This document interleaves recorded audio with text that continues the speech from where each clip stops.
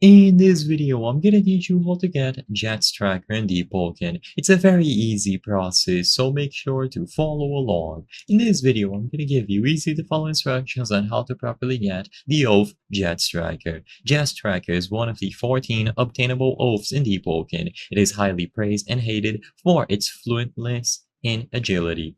This results in trackster builds almost exclusively using this oath. Jetstriker is infamous for being able to quickly escape any engagement at will if the user knows what they are doing. So in this video, I'm going to go over all of the requirements and the steps that you need to complete to get the oath Jetstriker.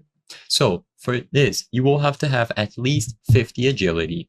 Next, talk to Alarian at Miniterus Frozen Pond, far past the road construct beyond the bridge and to the left ridge. So by talking to Alarian, you will be able to compete in a race. If you beat Alarian in a race to a specific point that is marked with a yellow marker, you will be able to get Oath Jetstriker. This can be easily done with the current agility that you might have when you go through this quest. The ability to scale high walls along the course as well will help. Keep in mind that waiting below the yellow marker, beating her, and then walking towards her counts as losing, so it's best to just wait until she stops at the marker as well.